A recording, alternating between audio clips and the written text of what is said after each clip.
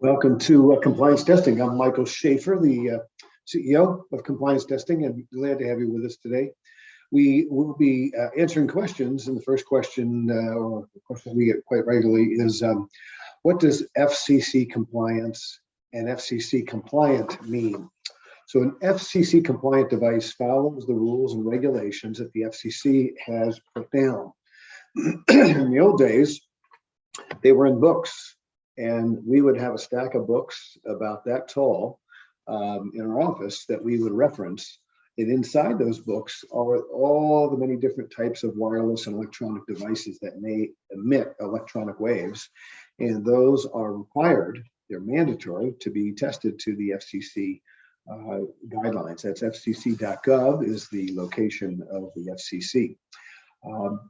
And the FCC is an independent USA governmental agency. They govern a wide array of communication devices and electronics that emit radio frequency. Primarily those that are non-military go with the FCC.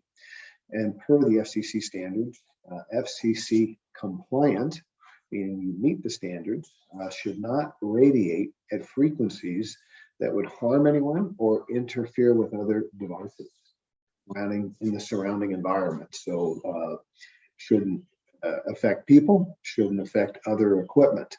And the example that I'd like to give is, imagine you walked into the emergency room with your cell phone and you hit send, or you're in a discussion, and that person's, there's a person in the bed with the heart monitor, and if that heart monitor stopped, could be fatal.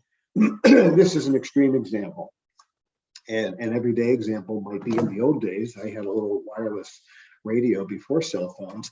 And when I listened to people, I could hear AM radio stations on it. And so that's not meant to happen. And that's what the FCC rules are about. So the FCC compliance helps ensure that the electronics and communication devices that form part of our just daily lives are working as intended. They're safely, and they are not interfering with anything, any other devices. And that's it for that question. We'll have more to come.